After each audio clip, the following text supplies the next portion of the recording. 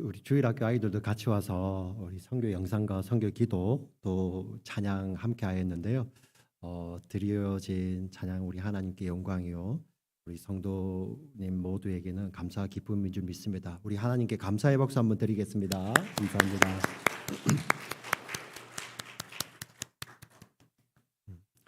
5월은 가정의 달입니다. 그래서 제가 기도하면서 하나님 우리 교회 탈라시 교회도 정말 가정들이 여러 가정들이 있는데 하나님 꼭 필요한 말씀을 주세요 하고 기도하는 가운데 하나님께서 오늘 본문의 말씀 그리고 제목 신실한 아버지 그리고 신실한 아들이라는 제목의 말씀을 본문의 말씀을 주셨는데요. 신실한 어머니 그리고 신실한 아들, 딸 이렇게도 되겠죠. 신실한 부모님 그리고 신실한 자녀들이라는 말씀을 우리 사랑하는 성도님들과 나누기를 원합니다.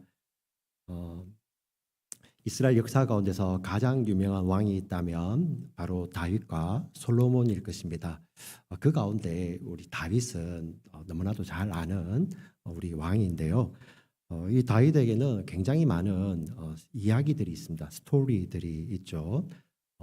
그 삶을 보면 하나님께서 함께 하심으로 그 가운데 정말 승리를 주셨던 승리의 스토리들도 굉장히 많습니다. 여러분 잘 아시는 다윗과 골리앗 이야기 많이 들어보셨지 않습니까?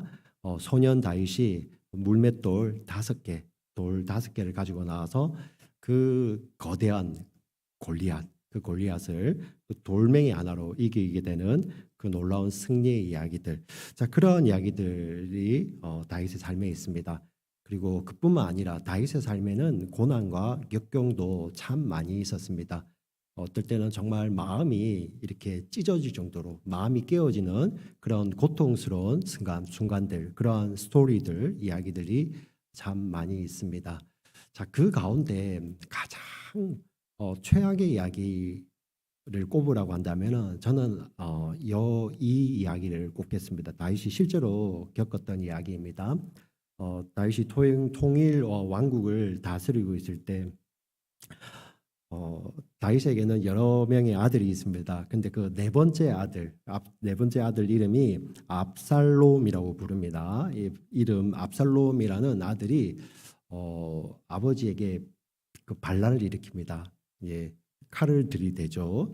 근데 그것도 우발적으로 반란을 일으킨 게 아니에요. 아버지한테 막 혼나다가 이렇게 지 성질 못 이겨서 못 살겠습니다 하고 이렇게 아버지께 대든 것이 아니라 치밀하게 준비하였습니다. 무려 4년 동안 조용히 아버지가 살아 계시잖아요, 그죠? 그 아버지를 끌어내리고 자기가 왕이 될 계획을 세우는데 그 아버지를 끌어내림의 끝은 정말 죄송한 표현이지만은 아들이 아버지의 목숨을 취하는 것입니다. 이걸 4년 동안 계획을 합니다. 그리고 그 계획대로 잘 진행이 되다가 드디어 D-Day가 왔습니다. 어떻게 실행을 하냐면은 아버지 다윗에게 정말 아버지가 기뻐할 이야기를 합니다. 사실 이 압살롬이 그렇게 그 신앙 안에서 제대로 자라지는 못했거든요. 그런데 아버지가 좋아할 말을 합니다. 아버지, 제가 4년 전에 그 지금 다윗이 있는 곳이 예루살렘이라는 곳입니다. 한 남쪽으로 30km 정도 남쪽에 있는 곳, 우리 그 미국식 단위로는 약 20마일이 안 되는 곳에 헤브론이라는 곳이 있어요. 그 헤브론이라는 곳에서 제가 하나님께 서원한 것이 있습니다. 하나님, 제가 아버지, 제가 그 하나님께 그 서원했던 그 서원 제사를 드려야 됩니다. 아버지 입장에서는 굉장히 기쁜 이야기였을 것입니다. 그래서 아버지에게 허락을 받고요. 예, 제가 하나님께 제사 드리기 위해서 여기에 있는 이 왕궁에 있는 또 이렇게 귀족들 사람들을 제가 좀 데리고 가겠습니다. 이렇게 하고 헤브론까지 갑니다. 그곳에서 하나님께 제사를 드리는 대신에 이 압살롬은 스스로 자기가 왕이 되어 버립니다. 4년 동안 철저하게 준비를 했습니다. 그가 나팔을 불며 왕이 되었다는 소식이 이스라엘은 12지파로 나뉘어져 있습니다. 12지파에게 막 소식이 갔을 때 그들은 준비되었던 대로 12지파가 마음이 다 돌아서는 거예요. 다윗에게서부터 돌아서서 압살롬에게로 압살롬에게로 돌아서기 시작합니다. 심지어 거기에 돌아선 사람 중에 누가 있었냐면은 아마 여러분들 생각에 그래도 다윗이 왕이었는데 어떻게 아들이 4년을 준비했대도 순식간에 그렇게 그런 일이 벌어질 수 있지? 그래서 이 압살롬이 몰이를 썼어요. 그 제사 지내러 갈 때 그 왕궁의 귀족들을 데리고 왔습니다. 이들이 돌아서게 되면 돌아서는 거예요. 자, 그리고 굉장한 키 플레이어가 또 한 명 있습니다. 다윗에게는 아주 뛰어난 책사가 있습니다. 우리 우리 책략가라고 하죠. 그죠? 전략가라고 하죠. 아히도벨이라는 전략가가 있었습니다. 이 사람의 전략이 얼마나 뛰어났냐면 성경이 이렇게 기록을 합니다. 그 사람의 전략은 마치 이거와 같다. 어떤 거냐면 우리 사람들이 하나님께 질문을 하여서 하나님께서 대답해 주시는 거, 하나님 말씀이잖아요. 아히도벨의 전략이 바로 우리 사람이 하나님께 물어봐서 하나님 이거 할까요 말까요? 하나님 이거 해라 하는 그 말하고 동일하다는 거예요. 예, 얼마나 뛰어난지 아시겠죠? 이 사람마저도 압살롬에게 붙습니다. 그래서요, 이 헤브론에서 전령이 옵니다. 허겁지겁 달려오겠죠. 30km, 20마일도 안 됩니다. 말로 오면은 한두 시간이면 오겠죠. 그 전령이 허겁지겁 달려오면서 다윗 왕에게 예루살렘에 와서 보고하는 것입니다. 큰일 났습니다. 큰일 났습니다. 이 압살롬 네 번째 왕자가 스스로 왕이 되었고요. 그리고 많은 사람들이 거기에 붙었습니다. 심지어 이스라엘 12지파 대부분의 사람들이 이제 다윗에게서 마음이 떠나 압살롬에게 마음이 옮겨갔습니다. 그 말이 얼마나 진지하고 그 말이 얼마나 이렇게 무게감이 있었던지 다윗이 그 말을 듣자마자 큰일 났다. 우리 빨리 피하자. 안 그러면 압살롬이 와서 우리 모두를 다 할 것이다 하고 그 즉시 도망을 가게 됩니다. 사실 피난 갈 준비도 못했어요. 어떠한 상황이냐면은 마치 불이 나면은 불난 빌딩 안에 우리가 시간 재고 있지 않잖아요, 그죠? 아, 지금까지 괜찮겠네? 이렇게 잽니까? 되지 않죠. 불이야 하면 바로 튀어나오듯이 지금 다윗이 그렇게 나오는 것입니다. 심지어 그 다윗이 도망가는 그 모습을 이렇게 묘사하고 있습니다. 다윗이 맨발로 그 길을 가며 얼마나 그 마음이 깨어지고 슬펐던지 다윗의 머리를 풀어서 그 머리로 얼굴을 가렸다고 이야기를 합니다. 하늘이 무너진 것하고 같은 것이죠. 자, 그러한 모습으로 다윗 이대인들이 도망가게 됩니다. 다윗의 마음이 얼마나 처참하겠습니까? 그냥 대적이 침공해 와서 그것을 피해가는 것도 정말 처참한데요. 그 대적이 누구입니까? 자기 친아들이 자기 죽이려고 쫓아온다는 거예요. 자, 그때 다윗이 피난가는 행렬 그 한 언덕에서 시므이라는 사람이 이렇게 합니다. 돌을 그들에게 막 집어던지고 있어요.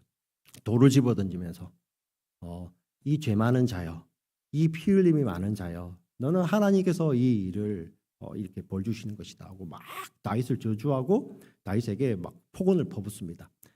그 다윗을 호위하는 호위무사들이 있었습니다. 그들이 열받았어요. 왕이요, 제가 가서 저 사람의 목을 당장에 쳐버리겠습니다. 근데 다윗의 마음이 얼마나 그때 부셔졌으면 정말 자포자기라고 해야 될까요? 이렇게 이야기합니다. 가만두라. 하나님께서 만약에 저 사람의 입을 통해서 내게 말씀하시는 거면 어떡할 거냐? 여러분, 이런 깨어짐, 이거는 정말 그 밑바닥까지 다 깨어지지 않으면 이런 고백이 안 나와요. 우리가 마지막 되면 마지막에도 최후의 자존심이 있잖아요, 그죠? 네. 감히 네가 하고, 네. 그럴 수도 있는데 다윗의 마음이 얼마나 무너졌으면 그냥 가만두라. 하나님이 그 사람의 입을 통해서 말씀하시는지 누가 알겠느냐? 네. 만약에 하나님께서 이렇게 허락하셨지만 하나님께서 다시 돌려주시면 나는 돌아올 것이고 아니면 나는 저 사람 말대로 되는 것이 맞다라고 이야기를 합니다. 다윗의 마음이 처참하게 무너졌죠. 자, 그리고 그 땅 안에서 사실 다윗이 어디가 안전하겠습니까? 그래서 강을 건너는 게 최상이겠죠. 그래서 동편에 있는 요단강을 건너가게 됩니다. 아마 그날 쉬지도 않고 예루살렘에서 요단강까지 가서 요단강을 건너 마하나임까지 가게 되는 것입니다. 근데 성경은 이렇게 이야기를 합니다. 그 순간에 이스라엘 12지파의 대부분의 사람들의 마음이 다윗에서 압살롬에게 왔다고 이야기를 합니다. 더 무너지는 소식은 다윗이 유다 지파 출신이에요. 정말 이 유다 지파는 다윗과 함께했던 지파입니다. 왕을 세울 때도 유다 지파가 처음부터 같이 했었고, 사실 그곳이 또 헤브론이었어요. 유다 지파가 먼저 다윗을 왕으로 기름 부을 때, 하나님께 기름 부을 때 헤브론. 근데 유다 지파마저도 마음이 돌아선 겁니다. 다윗은 쫓기는 신세였지만 마음 둘 곳이 한 곳에도 없는 것입니다. 어느 곳에도 처참하게 부셔지고 깨어지고, 그 마음이 어느 누구도 어느 누구의 위로를 받아도 다시 회복될 수 없는 그런 처참한 가운데 마하나임이라는 곳에 이르게 됩니다. 하나님은, 신실하신 하나님은 도대체 이때 무엇을 하고 계셨던 것일까요? 근데 참 우리가 성경을 읽으면서도 기억하지 못하는 한 이름이 여기에 등장을 하게 됩니다. 세 명의 이름이 나오는데요. 우리 사무엘하 17장 27절부터 29절까지 말씀을 같이 한번 읽어보겠습니다. 같이 읽겠습니다. 시작. 다윗이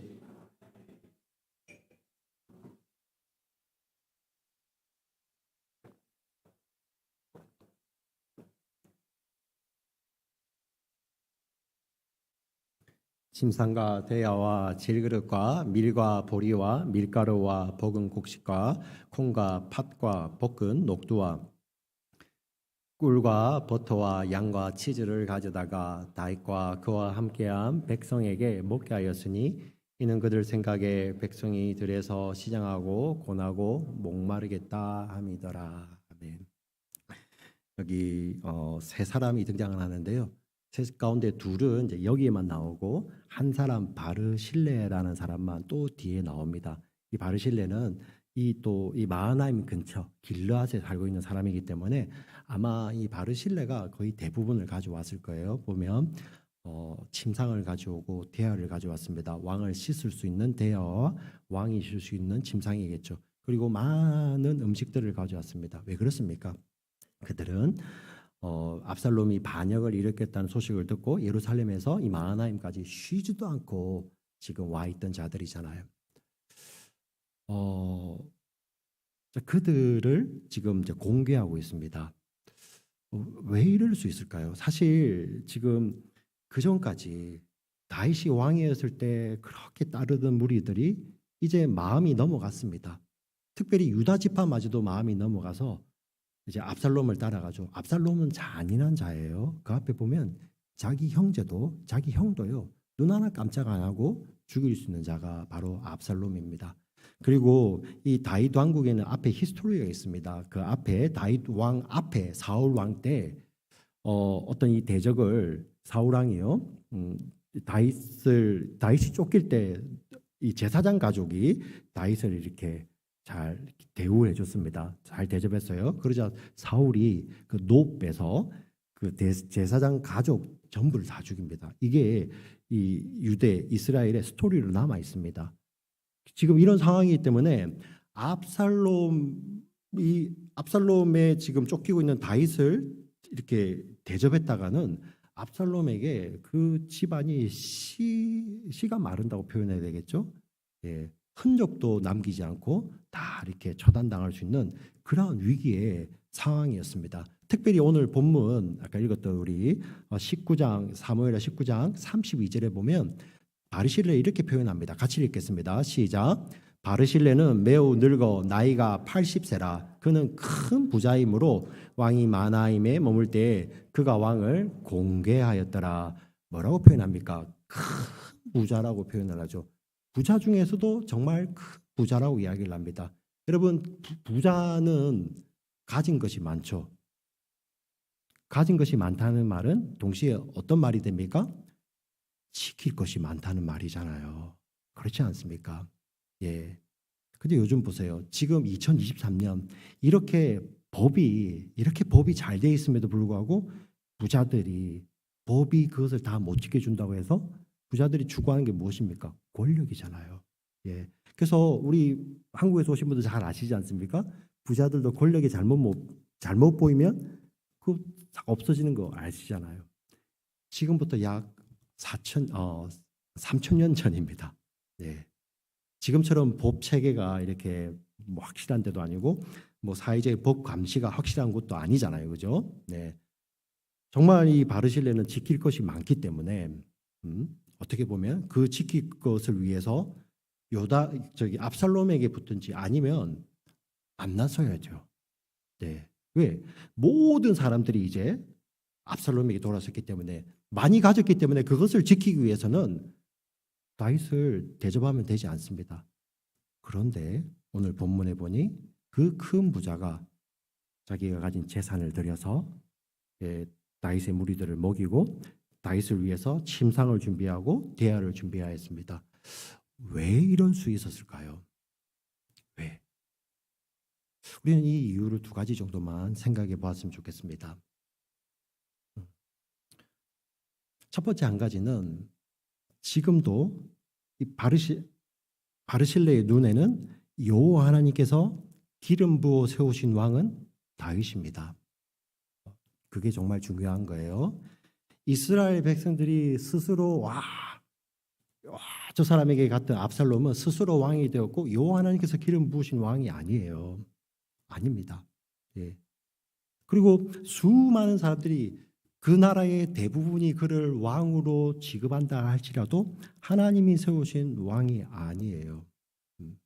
우리는 이 바르실레의 섬김, 이것이 그냥 단순한 의협심이 아니라 그 가운데 있는 그의 신앙 고백을 우리가 볼 수 있는 것이죠. 왜 그렇습니까? 그는 하나님 앞에 신실했던 것입니다.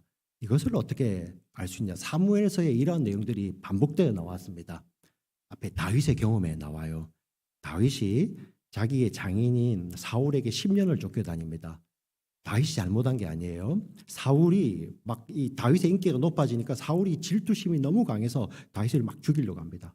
그 다윗이 그 도망을 다니거든요. 그 도망 다니다가 결정적으로 이 사울이 그냥 무장 해제되어 있는 상태가 있었어요. 그때 다윗이 그를 죽일 수 있었습니다. 언제냐면은 첫 번째는 이 다윗을 따르는 무리 군사들이 매복에 있는 곳에 이 사울이 와서 잠든 거예요. 잡니다. 그때 다윗을 따르는 무리가 이렇게 이야기를 합니다. 왕이여, 내가 저기 가서 저 사람 목을 치겠습니다. 그러면 끝나는 건 아닙니까? 그때 다윗이 이런 이야기를 합니다. 여호와께서 기름 부으신 왕을 네 손 들어서 함부로 그를 치지 마라 하고 그를 죽이지 않습니다. 네. 또 한 번 또 기회가 찾아옵니다. 다윗 무리들이 동굴에 숨어 있는데 사울이 지나가다가 용변이 마려워서 왕이니까 아무 때나 보이는 데서 할 수 없잖아요. 그 동굴에 혼자 들어온 거예요. 예. 동굴 안에는 다윗과 칼을 들고 있는 군사들이 있고요. 다윗을 따르는 무리가 사울은 그 앞에서 용변을 보고 있는 겁니다. 예. 그냥 뭐 완전히 그 외통수 아닙니까? 예. 근데 그때도 이 다윗이 똑같은 말을 합니다. 여호와께서 기름 부으신 자라. 그렇죠? 예. 그래서 그 목숨을 스스로 취하지 않습니다.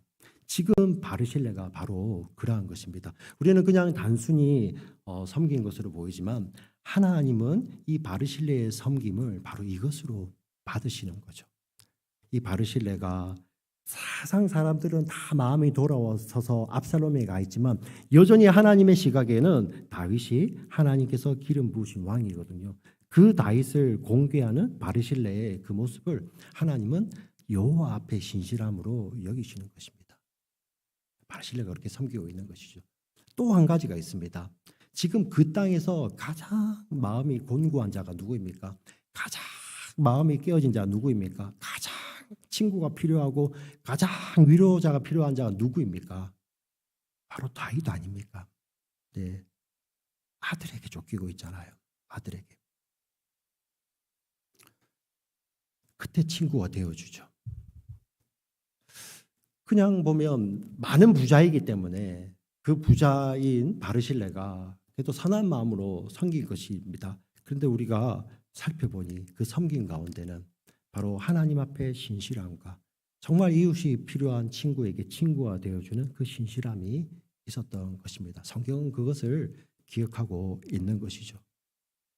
그리고 이제 상황이 반전이 되었습니다. 다윗을 따르는 일행들이 거기에 요압도 있고요. 전쟁에 능한 자들이 있습니다. 그들이 이제 전열을 정비하여서 다시 이제 반격을 하기 시작합니다. 그 반격한 곳에서 압살롬이 죽임을 당합니다.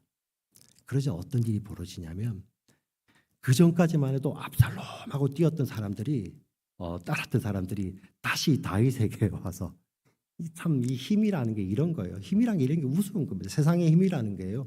있을 때는 그렇게 좋아 보이는데 네, 이 힘이 빠지고 나면은 금방 뒤집어지거든요. 그 사람들이 다시 다윗에게 와가지고 이렇게 막 줄을 서는 겁니다. 네. 그 다윗을 쫓을 때도 앞서 쫓아왔던 사람들이 다윗 잡아라 하고 쫓아왔던 사람들이 이제 압살롬이 죽고 다윗이 돌아온다고 하자 그 요단강에 건너가 가지고요. 다윗이 오기 전에도 그들이 몸으로 건너가서 이제 올 때는 다윗의 배를 태워서 다시 건너오게 됩니다. 우리 40절 말씀을 다시 보여주세요. 같이 읽습니다. 시작.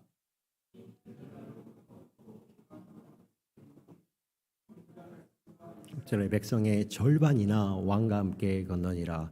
여기 보세요. 유다 백성과 이스라엘 백성의 얼마? 절반이라. 유다 백성과 이스라엘 백성은 이스라엘 전체를 말합니다. 그들의 절반. 다윗이 쫓겨서 도망갈 때는 소수의 무리가 그것도 밤에 몰래 요단강을 정말 이렇게 도망치듯이 강을 건넜는데요. 이제는 이제 이기고 돌아오니 온 나라의 백성들 절반이나 와가지고 우리 왕이 온다고 다시 이럽니다. 그들의 마음이 진짜입니까? 예. 그때 여기에 진짜가 보이는 거예요. 진짜 유일하게 그 지금 왕이 건너오는 동편에서 다시 건너오는 그 자리에 있었던 사람 중에서 유일하게 다윗이 쫓길 때 함께했던 사람 바르실레가 등장을 합니다. 그 바르실레가 다시 왕을 돌려보내기 위해서 마중을 온 것이죠. 이때 다윗이 바르실레에게 이렇게 이야기를 합니다. 같이 가자. 제가 당신을 공개하겠습니다. 우리 33절 말씀 같이 읽어보겠습니다. 19장 33절 같이 읽겠습니다. 시작. 왕이 바르실레에게 이르되 너는 나와 함께 건너가자. 예루살렘에서 내가 너를 공개하리라. 네. 자, 그러자 바르실레가 이렇게 대답을 합니다. 34절부터 36절까지 같이 읽습니다. 시작. 바르실레가 왕께 아뢰되 내 생명의 날이 얼마나 있사옵겠기에 어찌 왕과 함께 예루살렘으로 올라가리이까. 내 나이가 이제 80세라 어떻게 좋고 흉한 것을 분간할 수 있사오며 음식의 맛을 알 수 있사오리이까. 이 종이 어떻게 다시 노래하는 남자나 여인의 소리를 알아들을 수 있사오리이까. 어찌하여 종이 내 주 왕께 아직도 누를 끼치리이까. 당신의 종은 왕을 모시고 요단을 건너려는 것뿐이거늘 왕께서 어찌하여 이 같은 상으로 내게 갚으려 하시나이까. 아멘. 바르실레는 그냥 마중 나온 것이죠. 근데 오늘 바르실레의 말에 어폐가 있습니다. 나는 나이가 많아서 이제 좋고 흉한 것을 구별할 수 없다. 만약에 그가 좋고 흉한 것을 구별할 수 없는 그런 분별력이 떨어졌으면 모든 사람들이 다 압살롬에게로 마음이 돌아섰을 때 다윗을 섬겼을까요? 아니죠. 구별할 수 있어요. 선악을 구별할 수 있고 하나님 앞에 바른 것이 무엇인지를 구별할 수 있는 그러한 나이였습니다. 그럼에도 불구하고 가지 않겠다고 하죠. 예, 자기가 대우받지 않습니다. 그런데 바르실레가 한 사람을 보냅니다. 우리 37절 말씀을 같이 읽겠습니다. 같이 읽습니다. 시작. 청하건대 당신의 종을 돌려보내옵소서. 내가 내 고향 부모의 묘 곁에서 죽으려 하나이다. 그러나 왕의 종 김함이 여기 있사오니 청하건대 그가 내 주 왕과 함께 건너가게 하시옵고 왕의 처분대로 거기에게 베푸소서 하니라. 아멘. 여기 잘 보시면 제 아들 잘 봐주세요. 청탁하는 것이 아니라 당신의 종입니다.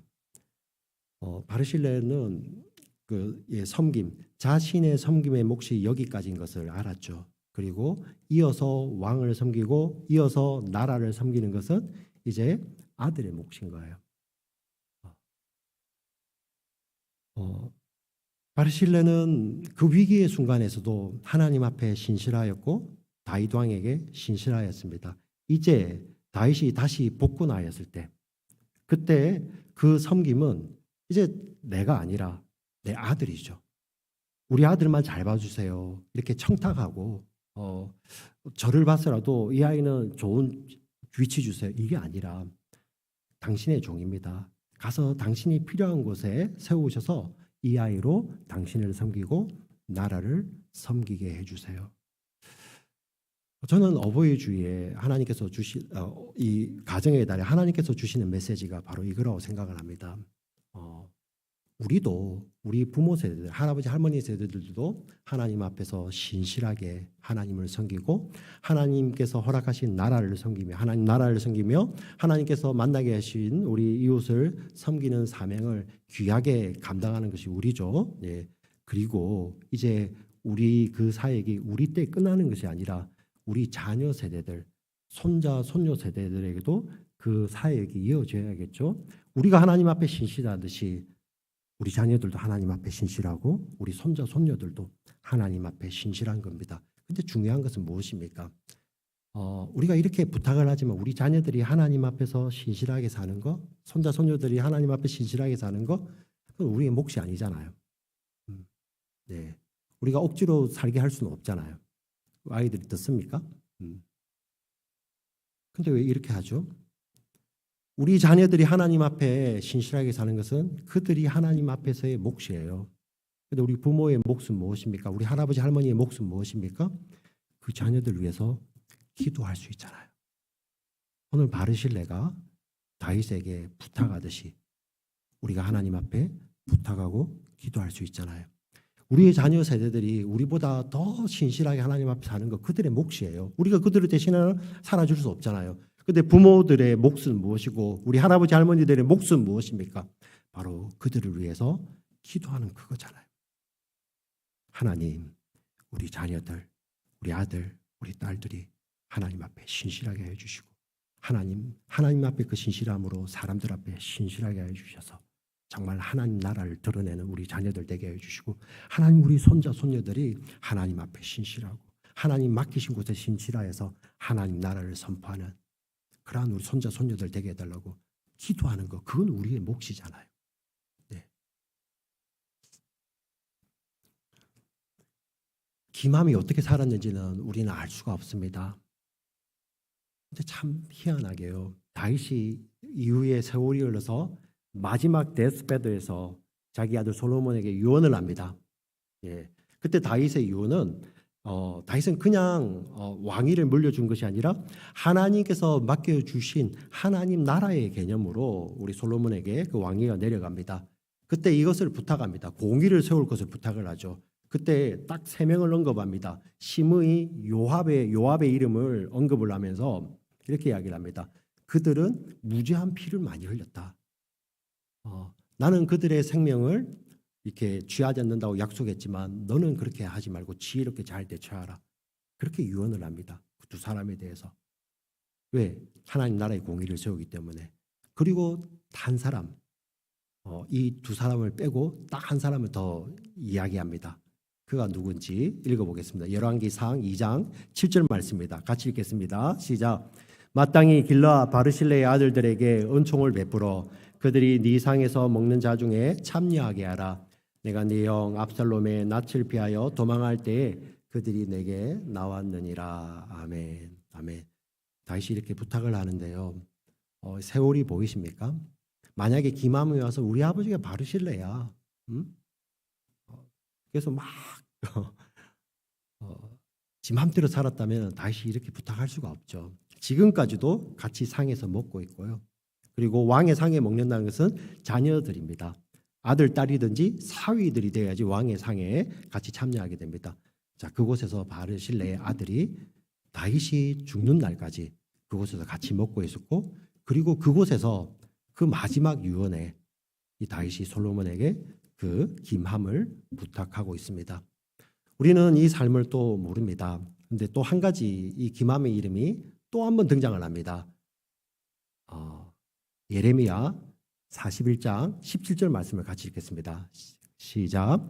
애굽으로 가려고 떠나 베들레헴 근처에 있는 게롯 기맘에 머물렀더니, 예, 이 게롯 기맘이라는 이름, 게롯은 처소, 그래서 사는 곳, 땅, 건물이라는 뜻을 갖고 있고요. 김함은 바로 바르실레의 아들입니다. 어디입니까? 베들레헴 근처죠.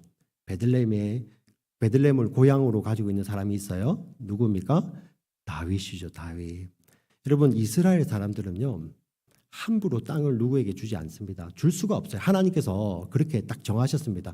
심지어 왕이랄지라도 우리 고대 왕정에서는 억지로 막 땅을 뺏어서 이 사람 땅을 뺏어 저 사람에 주기도 하잖아요. 이스라엘은 왕도 그렇게 못해요.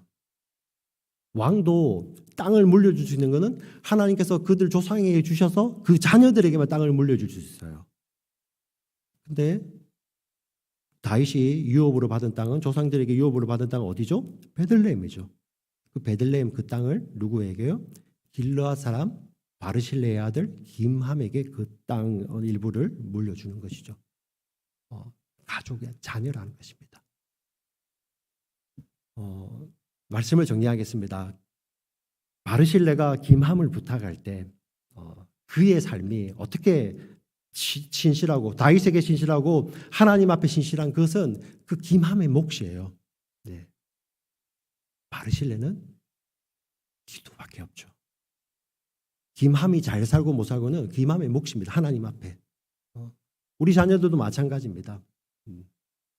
우리의 자녀들 하나님 앞에 맡겨드릴 때 그 아이들이 잘 살고 못 살고는 하나님 앞에 그들과의 신앙의 문제죠. 그러나 우리 부모에게 맡겨주신 우리 부모의 몫은 그들을 위해서 기도하는 것입니다. 그래서 오늘 말씀의 제목이 신실한 아버지 그리고 신실한 아들입니다.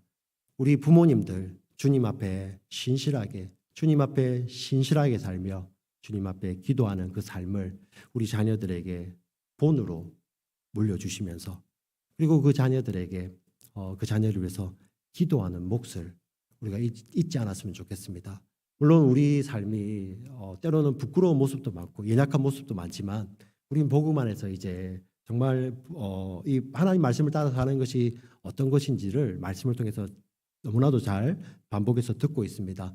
하나님 앞에 기도하며 하나님 연약한 저희다 할지라도 하나님 우리의 삶을 이끌어 주셔서 정말 하나님 이끄심대로 사라지는 우리 아버지 어머니의 삶이 되게 하여 주시고 우리 자녀 세대들을 하나님 앞에 맡겨드립니다. 그들이 하나님 앞에 사는 것은 그들의 몫이지만 하나님 만나는 그날까지 그 자녀 세대들, 손자, 손녀 세대를 위해서 기도하는 우리 부모의 몫, 우리 할아버지 할머니의 몫을 절대 잊지 않는 우리 모두가 되게 해달라고 기도하시는 우리 모두가 되시기를 주의 이름으로 부탁을 드리고 축원드립니다. 아멘. 살아계신 하나님 아버지 참으로 감사합니다. 하나님께서 이 가정의 달에 주신 이 귀한 말씀을 저희 마음판에 새길 수 있는 저희들 되게 하여 주시옵소서. 하나님 저희들 우리 부모의 삶, 늘 할아버지 할머니의 삶 때로는 정말 저희들 돌이켜보면 부족함도 많고 완벽하지 못한 이 연약한 삶입니다. 그러나 저희들 우리를 사랑하신 우리에게 신실하셨던 그 하나님 때문에 우리가 신실할 수 있듯이 하나님 이제 우리 자녀 세대들, 손자 손녀 세대들 주님께 맡겨드립니다. 하나님 그 자녀들이 하나님 앞에 또 하나님 맡기신 사명 앞에 신실하게 사는 것은 그들의 몫이지만 하나님 그들을 위해서 기도하는 그러한 우리의 몫을 절대 저희들 이렇게 가볍게 여기지 아니하고 하나님 앞에 주님 만나는 그날까지 기도하며 주님 만나는 것을 기다리며 우리 자녀 세대들에게 이 정말 하나님 앞에 신실한 이 삶의 복이 흘러갈 수 있는 우리 자녀들 될 수 있도록 하나님 축복하시고 하나님 말씀 꼭 붙들고 기도하는 우리의 기도를 하나님 들어주시옵소서. 우리를 너무나도 사랑하시는 우리 구주 예수님의 이름으로 감사드리며 기도드립니다. 아멘.